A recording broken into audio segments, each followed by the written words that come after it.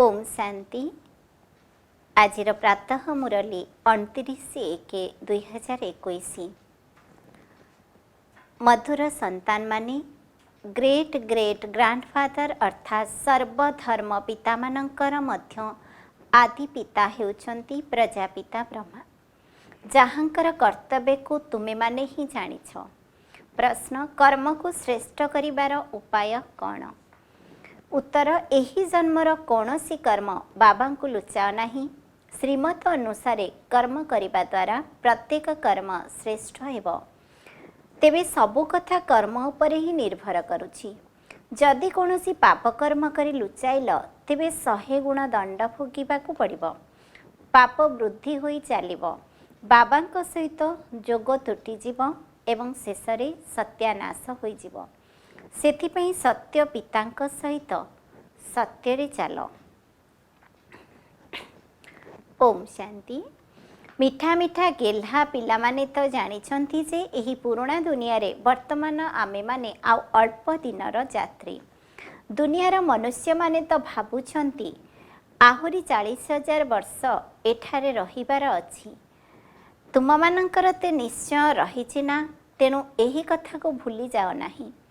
जेहेतु तुमे माने एठारे अछ, तेणु भितरे भितरे बहुत गदगद हेबा उचित। एही आखिरे जहा किछि देखिछ ताहा तो विनाश होइजिबो। आत्मा तो अविनाशी अटे। एही कथा मध्य तुम बुद्धि रे अछि जे मु आत्मा पूरा 84 जन्म नै सारिछि। एबे बाबा आमको घर को नै जिबाको आसिछंती। पुराना दुनियार समय शेष हेबा परे बाबा आसुछंती नुआ दुनिया स्थापना करिबा पई। नुआरु पुरुणा एवं पुरुणारु नुआ, एही चक्रर ज्ञान तुममानंक बुद्धि रे अछि। अनेक थर आमे एही भଳି चक्र लगाइछु। एबे एही चक्र शेष हेबाकु जाउछि।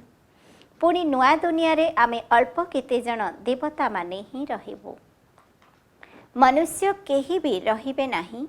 एबे आमे मनुष्यरु देवता हेउछु, एही निश्चय तो पक्का रहिछि ना। बाकी कर्म उपरे ही सब किछि निर्भर करे। मनुष्य यदि उल्टा कर्म करे तेबे मन भितरे निश्चित पश्चाताप होई जाए। सेथिपई बाबा पचारुछंती एही जन्मरे एपरि कौनसी पाप कर्म करिनाह तो?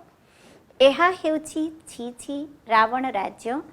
एकथा मध्य तुमे माने जानिछ। दुनिया जानी नहीं जे रावण काहाकू कुहा जाए। बापूजी कहूथिले रामराज्य दरकार, किंतु अर्थ बुझी नथिले। एबे बेहदर बाबा बुझाउछंती रामराज्य काहाकू कुहा जाए। एहा हेउछि अंधकार दुनिया। एबे बेहदर बाबा पिलामानंकु वर्षा अर्थात संपत्ति देउछंती। एबे तुमे माने भक्ति करुनाह। तुमे माने एबे बाबांक सहित मिलिछ। बाबांक साहाय्य बिना तुमे माने विषय बैतरणी नदी रे बुड़ी रहिथिल। एठारे अधा कल्प हेउछि भक्ति। ज्ञान मिलिबा द्वारा तुमे नुआ दुनिया सत्य जुग को चली जाउछ। एबे तुमर निश्चय रहिछि आमे बाबांको मने पकाई पवित्र होइजिबु, पुणी पवित्र राज्य को आसीबु। एही ज्ञान मध्य तुमको एही पुरुषोत्तम संगम जुग रे मिलुछि। एहा हेउछि पुरुषोत्तम संगम जुग जेतेबेले तुमे छी छी अर्थात पतितर गुलगुल अर्थात पवित्र कंटारू फूल हेउछ। तेबे एभଳି किए कराउछि? बाबा। तेनु बाबा को तुमे माने जानिछ। आम आत्मा मानकर से हेउछंती बेहदर अर्थात अविनाशी पिता। कौनसी पिता को बेहद पिता कुहाजिब नाही। पारलौकिक बाबा आत्मा हिसाब रे समस्तंकर पिता अटंती। तांका परे पुणी ब्रह्मांकर कर्तव्य मध्य आवश्यक ना। तुमे माने समस्तंकर कर्तव्य को जानी सारिछ। विष्णुंकर कर्तव्य को मध्य जानिछ। केते सुंदर सुसज्जित मूर्ति अटे। स्वर्गर मालिक अटंती ना। तांकु तो संगमर ही कुहाजिब। ब्रह्मलोक सूक्ष्म लोकर स्थूल लोकर ज्ञान एही संगम रे पुणी ही मिलुछि ना। बाबा बुझाउछन्ति एहा हेउछि पुरुणा दुनिया एवं नुआ दुनियार संगम। भक्त माने मध्य डाकुछन्ति हे पतित पावन आस, पावन दुनियारू नुआ एवं पतित दुनिया को पुरुणा दुनिया कहा जाए। तुमे माने एकथा मध्य जानिछ जे बेहद बाबांकर मध्य पार्ट रहिछि। क्रिएटर अर्थात सृष्टिकर्ता एवं डायरेक्टर अर्थात निर्देशक अटंती ना, जेहेतु तांको समस्ते मानुछन्ति तेबे निश्चित तांकर किछि कर्तव्य थिबो ना। तांको मनुष्य कहाजिबो नाही कारण तांकर शरीर नाही। बाकी समस्तंको मनुष्य कहाजिबो अथवा देवता कहाजिबो। शिव बाबा को तो ना देवता ना मनुष्य कहि परिबा, काहेकि ना तांकर शरीर ही नाही। एही शरीर को तो अस्थायी भावरे नेइछन्ति। से निजे कहउछन्ति मिठा मिठा संतान माने शरीर बिना मु राजयोग किपरि शिखाइबी। मोते मनुष्य माने माटी गोड़ी भितरे अछन्ति बोली कहि देउछन्ति, किंतु एबे तुमे माने जानुछ मु किपरि आसुछि।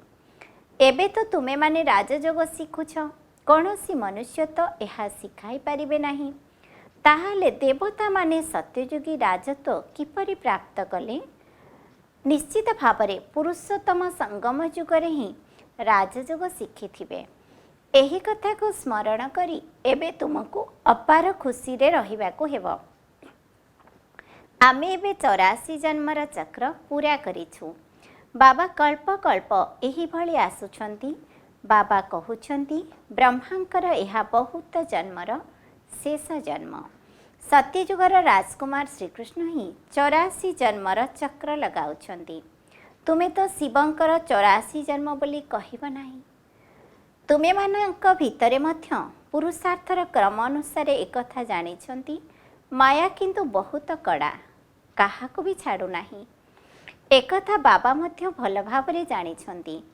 एभली भाव नाही जे बाबा अंतर्यामी अटंती ना, सी समस्तंकर चालीचलनी को जानुछन्ति। समाचार आसुची माया एकदम कंचा गिली देउछि। एपरि बहुत कथा तुमको जना पड़ू नाही, किंतु बाबा को तो सबू जना पड़ी जाउछि। मनुष्य माने भाबुछन्ति बाबा तो अंतर्यामी अटंती, किंतु बाबा कहउछन्ति मु तो अंतर्यामी नुहे। तेबे प्रत्येकंकर चालीचलनी ही सब किछि जना पड़ी थाए। कई कई तो बहुत खराब चालीचलनी मध्य देखाउछन्ति। बाबा पिलामानंको खबरदार करुछन्ति, माया ठारू सतर्क रहिबाको हेबो। माया एभली अटे जे कि कौनसी ना कौनसी रूपरे एकदम कंचा गेली देउछि। जदिओ बाबा बुझाई चलीछन्ति किंतु बुद्धि रे किछि भी रहु नाही। सेथिपाई पिलामानंको बहुत खबरदार रहिबाको हेबो। काम विकार तुमर महाशत्रु अटे। जना पड़िबो नाही जे आमे विकार रे जाउछु। एपरि मध्य हेउछि। सेथिपाई बाबा कहउछन्ति जदि किछि भूल होई जाउछि तेबे सत कहि दियो, लुचाओ नाही, नचे 100 गुणा पाप होइजिबो, जहा कि भितरे भितरे मन को आंदोलित करिबो एवं अवस्था एकदम तळको खसीजिबो। तेणु सत्य पितांक सहित बिल्कुल सच्चा हेबाको पड़िबो, नचित बहुत क्षति हेबो। वर्तमान समय माया बहुत कड़ा परीक्षा नेउछि, कारण यह रावणर दुनिया। तेबे आमे ए पुराना दुनिया को काहेकि मने पकाइबा? आमे जो दुनिया को जाउछु से ही नुआ दुनिया को ही मने पकाइबा। पिता जदि नुआ घर तैयारी करती तेबे पिला माने बुझी जाती जे आम पाई ही नुआ घर तैयारी हेउछि।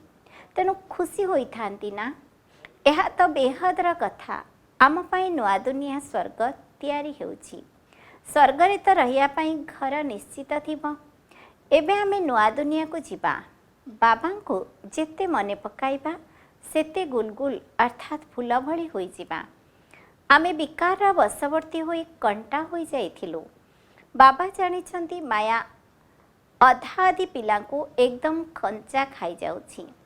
तुमे मध्य जानिछ जे माने आसु नाहंती से माने मायार वशवर्ती होई गलेनी। बाबांका पाखकु तो आसु नाहंती। एही भली माया अनेकंकु गेली देउछि। बहुत आसुछंती भल भल कही चली जाउछंती। मु एपरी करिबी सेपरी करिबी, मु तो यज्ञ पाई प्राण देवाको प्रस्तुत अछि। आज किंतु सेमाने नाहांती, कारण तुममानंक लढ़ई माया सहित हेउछि, जाहाको दुनिया रे केही जानी नाहांती। एबे तुमको बाबा ज्ञानर तृतीय नेत्र देउछंती, जहा द्वारा तुमे अंधकार रो आलोक को आसी जाउछ। आत्मा को ही ए ज्ञान नेत्र देउछंती। सेथिपाई बाबा कहउछंती तुमे निजको आत्मा भाव। बेहदर बाबा को मने पकाओ। भक्ति रे तुमे मने पकाउथिल ना, कहउथिल तुमे आसिले आमे समर्पण होइजिबु, किंतु किपरि समर्पण हेबो एकथा जानि नथिल। एबे तुमे माने जानुछ जे बाबा मध्य आम आत्मा मानक सदृश आत्मा अटंती। बाबांकर जन्म को अलौकिक जन्म कहाजिबो। तुमको किपरि भल भावरे पाठ पढ़ाउछंती। तुमे माने मध्य कहुछ ये तो सेही बाबा अटंती जे कल्प कल्प आमर पिता हेउछंती। आमे मध्य बाबा बाबा कहूछु, बाबा मध्य संतान बोली कहउछंती। से ही आमको शिक्षक रूप रे राजयोग शिखाउछंती। आउ तो केही राजयोग शिखाई परिबे नाही। तुमको विश्वर मालिक मध्य करुछंती। तेणु एपरी बाबांकर संतान होई पुणी से शिक्षकंकर शिक्षा मध्य ग्रहण करिबा दरकार। खुशी रे गदगद हेबा दरकार। जदि केही विकारी होइगला तेबे ताको खुशीर अनुभव हेब नाही। जेते चेष्टा कले मध्य से जेपरि आमर जाति भाई नुहे। एठारे तो मनुष्य मानकर केते सब सांगिया रहिछि। तुमर सरनेम अर्थात सांगिया देख केते बड़। ये हेउछंती सबुठारु बड़ ग्रेट ग्रेट ग्रांडफादर ब्रह्मा। तांको केही जानी ही नाहांती। शिव बाबा को सर्वव्यापी कही देउछंती। ब्रह्मा विषय रे तो काहांको भी जना नाही। ब्रह्मा विष्णु शंकरंकर चित्र मध्य रहिछि। ब्रह्मा को सूक्ष्मलोक को नहीं जाइछंती। तांकर जीवन कहानी विषय रे किछि भी जानी नाहांती। सूक्ष्मलोक रे ब्रह्मा को देखाइछंती। तेबे प्रजापिता ब्रह्मा केउठो आसीबे? सेठारे कोन पोष्यपुत्र करिवे? एकथा काहा कहिले जना नाही। प्रजापिता ब्रह्मा बोली कहउछंती, किंतु तांकर जीवन कहानी जानी नाहांती। बाबा बुझाउछंती ये हेले मोर रथ। बहुत जन्मर शेष जन्मरे मु एहांक शरीरर आधार नेउछि।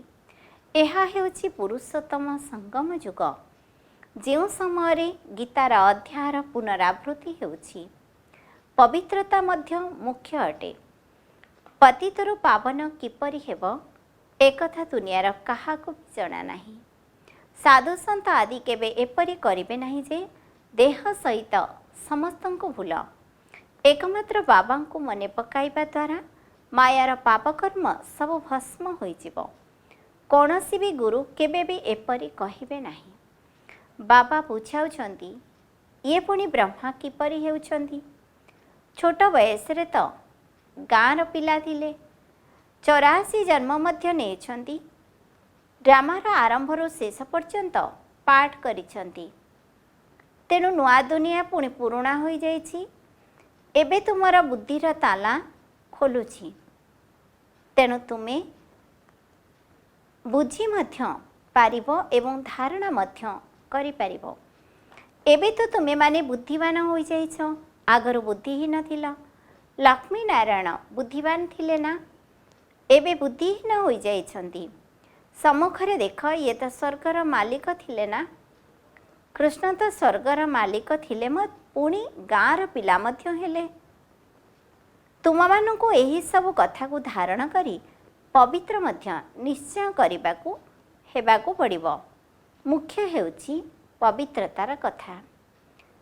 पिलामाने मध्य लेखुछंती बाबा माया मते तळकू खसाई देला। मोर दृष्टि विकारी होइगला। बाबा कहउछंती निजको आत्मा मने कर। बास एबे तो घर को जीवाको हेबो। बाबा को जोग करिबाको पड़िबो। अल्प समय पाई शरीर निर्वाहार्थे कर्म मध्य करिबाको हेबो। तापरे घर को चली जिवो। ଏହି ପୁରୁଣା ଦୁନିଆର ବିନାଶ ପାଇଁ ଲଢ଼େଇ ମଧ୍ୟ ଲାଗିବ। ଏକଥା ମଧ୍ୟ ତୁମେମାନେ ଦେଖିବ। କିପରି ଯୁଦ୍ଧ ଲାଗିବ ବୁଦ୍ଧି ଦ୍ୱାରା ମଧ୍ୟ ଜଣାପଡ଼ୁଛି।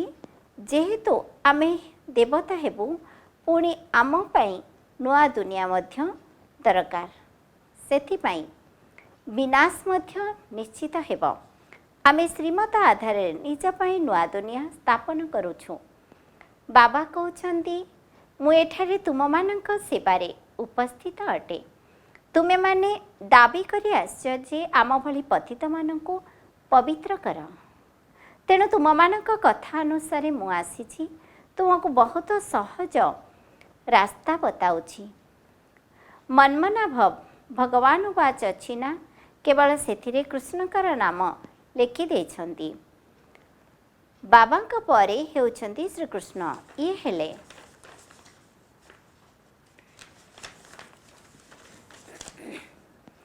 ପରମଧାମର ମାଲିକ, ସେ ହେଉଛନ୍ତି ବିଶ୍ୱର ମାଲିକ। ସୂକ୍ଷ୍ମ ଲୋକରେ ତ କିଛି ବି ନାହିଁ। ସମସ୍ତଙ୍କଠାରୁ ନମ୍ବର 1 ଆତ୍ମା ହେଲେ ଶ୍ରୀକୃଷ୍ଣ, ଯାହାଙ୍କୁ ସମସ୍ତେ ସ୍ନେହ କରୁଛନ୍ତି। ତ ବାକି ଆଉ ସମସ୍ତେ ପଛରେ ଆସୁଛନ୍ତି। ସ୍ୱର୍ଗକୁ ତ ସମସ୍ତେ ଯାଇପାରିବେ ନାହିଁ। ତେଣୁ ମିଠା ମିଠା ସନ୍ତାନମାନେ ବହୁତ ଖୁସିରେ ରହିବା ଉଚିତ। ନକଲି ଖୁସି କୌଣସି ସ୍ଥାୟୀ ଖୁସି ନୁହେଁ। ବାହାରୁ ଭିନ୍ନ ଭିନ୍ନ ପ୍ରକାରର ସନ୍ତାନମାନେ ବାବାଙ୍କ ପାଖକୁ ଆସୁଥିଲେ, ଯେଉଁମାନେ କି କେବେ ବି ପବିତ୍ର ରୁହନ୍ତି ନାହିଁ। ବାବା ସେମାନଙ୍କୁ ବୁଝାଉଥିଲେ, ଯଦି ବିକାରରେ ଯାଉଛ ତେବେ ପୁଣି ଆସୁଛ କାହିଁକି? ସେମାନେ କହୁଥିଲେ, କ'ଣ କରିବୁ, ରହିପାରୁନାହୁଁ। ସବୁଦିନ ତ ଆସୁଛୁ, କିଏ ଜାଣେ କେବେ ଯଦି ତୀର ଲାଗିଯିବ, ଆପଣଙ୍କ ବିନା ସଦ୍ଗତି କିପରି ହେବ? ଏହିପରି କହି ଆସି ବସି ଯାଇଥିଲେ। ମାୟା ତ ବହୁତ ପ୍ରବଳ ଅଟେ, ନିଶ୍ଚୟ ମଧ୍ୟ ହେଉଛି। ବାବା ଆମକୁ ପତିତରୁ ପାବନ ଅର୍ଥାତ୍ ଗୁଲଗୁଲ କରୁଛନ୍ତି, କିନ୍ତୁ କ'ଣ କରିବୁ? ତଥାପି ସତ୍ୟ ତ କହୁଥିଲେ ନା। ଏବେ ନିଶ୍ଚିତ ସେମାନେ ସୁଧୁରି ଯିବେଣି। ସେମାନଙ୍କର ଏହି ନିଶ୍ଚୟ ମଧ୍ୟ ଥିଲା ଯେ ଏହାଙ୍କ ଦ୍ୱାରା ହିଁ ଆମେ ସୁଧୁରିବୁ। ବର୍ତ୍ତମାନ ସୃଷ୍ଟି ନାଟକରେ କେତେ ଅଭିନେତା ଅଛନ୍ତି। ଜଣଙ୍କର ଚେହେରା ଆଉ ଜଣଙ୍କ ସହିତ ମିଶୁନାହିଁ। ପୁଣି ଗୋଟିଏ କଳ୍ପ ପରେ ସେହି ଚେହେରାରେ ନିଜର ପାର୍ଟ ରିଅଲ୍ କରିବେ। ସବୁ ଆତ୍ମାମାନେ ତ ସ୍ଥାୟୀ ଅଟନ୍ତି ନା। ସବୁ ଅଭିନେତାମାନେ ବିଲକୁଲ ସଠିକ୍ ପାର୍ଟ ବଜାଉଛନ୍ତି। ସେଥିରେ କିଛି ବି ଫରକ ହୋଇପାରୁନାହିଁ, କାରଣ ସବୁ ଆତ୍ମା ଅବିନାଶୀ ଅଟନ୍ତି। ତାଙ୍କ ଭିତରେ ଅବିନାଶୀ ପାର୍ଟ ଭରି ରହିଛି। ଏସବୁ କେତେ ବୁଝିବାର କଥା। ବାବା କେତେ ବୁଝାଉଛନ୍ତି, ତଥାପି ପିଲାମାନେ ଭୁଲି ଯାଉଛନ୍ତି। ବାବାଙ୍କୁ ବୁଝାଇ ପାରୁନଥିଲେ। ଏହା ମଧ୍ୟ ଡ୍ରାମାରେ ଅଛି। ପ୍ରତ୍ୟେକ କଳ୍ପରେ ଏହିଭଳି ରାଜସ୍ୱ ସ୍ଥାପନ କରିବେ। ସତ୍ୟଯୁଗରେ କ୍ରମାନ୍ୱୟରେ କମ୍ ଆତ୍ମା ଆସିବେ। ଏଠାରେ ମଧ୍ୟ ସ୍ଥୂଳ ଡ୍ରାମା ଅନୁସାରେ ରହିଛନ୍ତି ନା। ନିଜର ପାର୍ଟକୁ ସେ ନିଜେ ହିଁ କରିବେ, ଦ୍ୱିତୀୟ କେହି ବି ଜାଣିପାରିବେ ନାହିଁ। ଆଚ୍ଛା, ଧାରଣା ପାଇଁ ମୁଖ୍ୟ ସାରାଂଶ 1 ନମ୍ବର, ସତ୍ୟ ପିତାଙ୍କ ସହିତ ସର୍ବଦା ସଚ୍ଚା ରହିବାକୁ ହେବ। ବାବାଙ୍କ ଉପରେ ପୁରା ସମର୍ପଣ ହେବାକୁ ପଡ଼ିବ। 2 ନମ୍ବର, ଜ୍ଞାନରତ୍ନକୁ ଧାରଣ କରି ବୁଦ୍ଧିବାନ ହେବାକୁ ପଡ଼ିବ। ଭିତରେ ଭିତରେ ଅପାର ଖୁସିରେ ରହିବାକୁ ହେବ। କୌଣସି ବି ଶ୍ରୀମତ ବିରୁଦ୍ଧ କାମ କରି ଖୁସିକୁ ହରାଇବା ଉଚିତ ନୁହେଁ। ବରଦାନ, ଜ୍ଞାନର ଗହନ ରହସ୍ୟକୁ ଶୁଣିବା ସହିତ ସେଗୁଡ଼ିକୁ ସ୍ୱରୂପରେ ଆଣୁଥିବା ଜ୍ଞାନୀତ ଆତ୍ମା ହୁଅ। ଜ୍ଞାନୀତ ଆତ୍ମାମାନେ ପ୍ରତ୍ୟେକ କଥାର ସ୍ୱରୂପର ଅନୁଭବ କରିଥାନ୍ତି। ଯେପରି ଶୁଣିବାକୁ ଭଲ ଲାଗୁଛି ଏବଂ ସ୍ୱାସ୍ଥ୍ୟ रहस्ययुक्त एवं गुह्य रहस्ययुक्त अनुभव होउची सेपरि शुणिबा सहित ताकू निज भितर समाहित करिदेबा अर्थात स्वरूप रे होई जिबा मध्य अभ्यास हेबा दरकार। मो आत्मा का निराकार अटे एक कथा तो बारंबार शुणुछ किंतु शुणिबा समय रे निराकार स्थितिर अनुभवी होई शुण। जो भली ज्ञानर पॉइंट गुड़िक से भली अनुभव कर। यह द्वारा शुद्ध संकल्पर संपत्ति जमा हो चलिबो एवं बुद्धि से व्यस्त रहिबा द्वारा व्यर्थ संकल्प ठारू सहजरे मुक्त होई जिवो। आजिर स्लोगान ज्ञान को जानिबा सहित अनुभव करिथिबा डबल अधिकारी आत्मा हुआ।